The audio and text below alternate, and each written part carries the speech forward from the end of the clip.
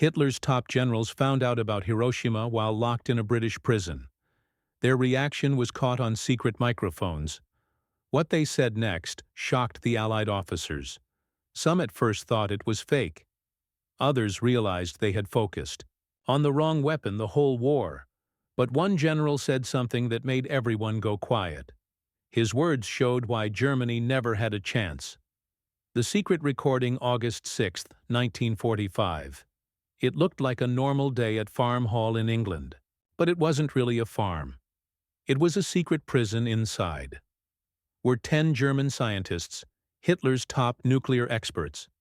They thought they were just waiting for the war to end. But the British had a secret.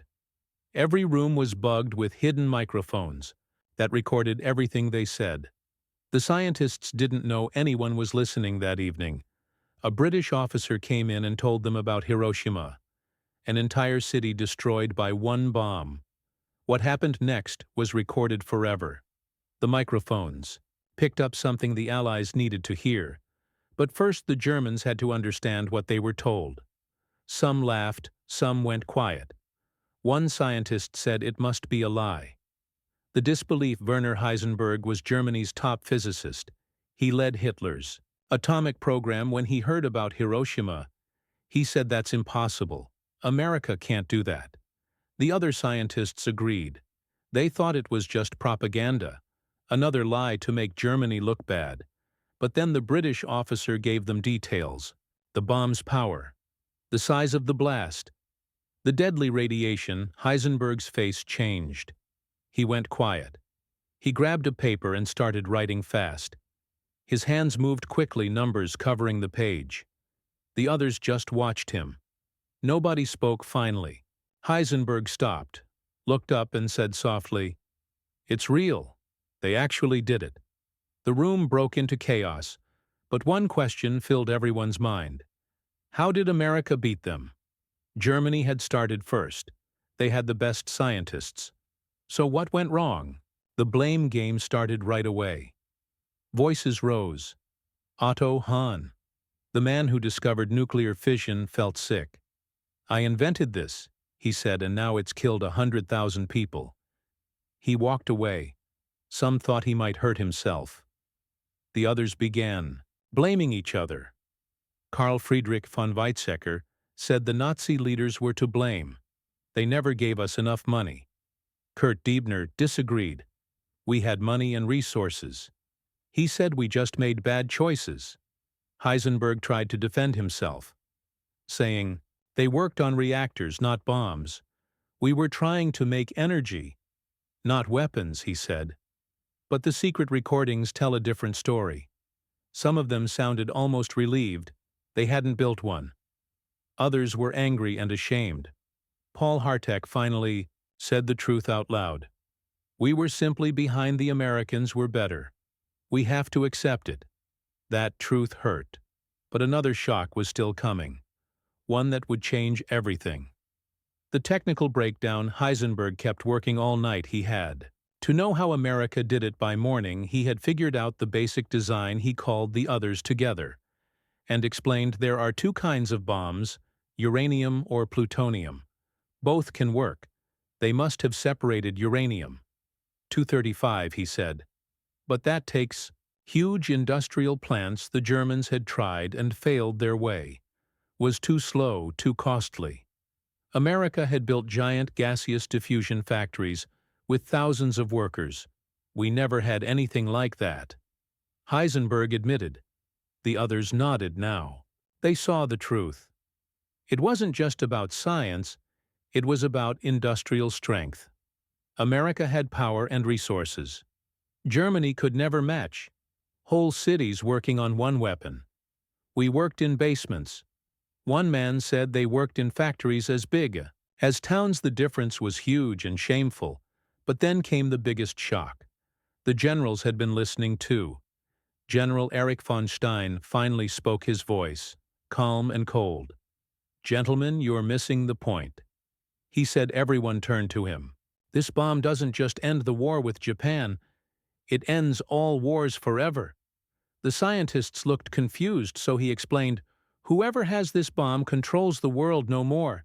Tank battles, no more trenches, just threats, fear and power. He paused and said, "Quietly, America now has more power than any empire in history." The room went silent. Nobody had thought like that before they had focused on the science. But the generals saw the truth. This weapon changed global power forever. Germany could never have won, even if we built the bomb first. What he said next revealed why Germany really lost. Von Munchstein kept talking and every word hit hard. America has 130 million people. We had 70 million. They have endless resources and oceans to protect them from attack. We were surrounded by enemies on every side. The scientists finally understood making an atomic bomb took more than smart people. It needed safety, money, and time. America had all three, Germany had none. We were fighting on many fronts. Heisenberg said they were safe behind the ocean. It was painful but true. Germany's atomic team had maybe 100 scientists. America's Manhattan Project had over 130,000 workers. The money difference was shocking too. Germany spent about $50 million. America spent $2 billion, 40 times more. One scientist whispered, "We never had a chance." Von Munchstein nodded. The war was lost before it began. Not because of one battle, but because of something deeper. Something Hitler never understood. Hitler's fatal mistake. Then they started talking about Hitler himself. What had he known about the bomb? Heisenberg told them something shocking. He had met Hitler in 1942 and tried to explain nuclear weapons. Hitler didn't care. He asked how long it would take, at least 3 years. Heisenberg said Hitler waved his hand too long. "I need weapons now." He only wanted rockets, jets, and tanks. Things he could see and touch. He thought nuclear physics was Jewish science. One man said angrily, "The Nazis had pushed away their best minds. Albert Einstein, Niels Bohr, and many others, all Jewish. All gone, and where did they go? America, we gave them our greatest weapon." Someone said our own brilliant scientists, and Hitler just let them leave. The irony was crushing. The same people who could have helped Germany win were the people Hitler wanted dead. "He destroyed our chances," Heisenberg said, "through stupidity, through hatred, through arrogance." The generals nodded, and then the final truth became clear. As the night went on, Germany never could have built the atomic bomb. Not because they lacked science or brains, but because of Hitler. His racism drove away the best scientists. His impatience ended every long project. His paranoia stopped any teamwork. Even if we had finished, Van Stein said we couldn't have used it by then. Germany would already be gone. The scientists sat quietly. Everything they had done, all their skill and effort, meant nothing. America had won through freedom, teamwork, and resources. Germany had lost through dictatorship, hate, and fear. The secret microphones caught one last question. "What happens now?" Someone asked. Van Stein said quietly, "Now we live in America's world, and we pray they use this power wisely." The microphones clicked off. British intelligence had heard enough. Hitler's generals and scientists had exposed the truth, not just about the bomb, but about why Germany lost it all. Hitler never had an atomic bomb reaction. He died before Hiroshima, but his generals' nuclear bomb reaction told the whole story. Their shock showed how far behind they were. Nazi Germany's nuclear dream had failed, while Hiroshima and Nagasaki proved how final that failure was. World War II's atomic bomb impact on Germany wasn't just military, it was total psychological defeat. Hitler's ignorance about nuclear weapons cost him everything.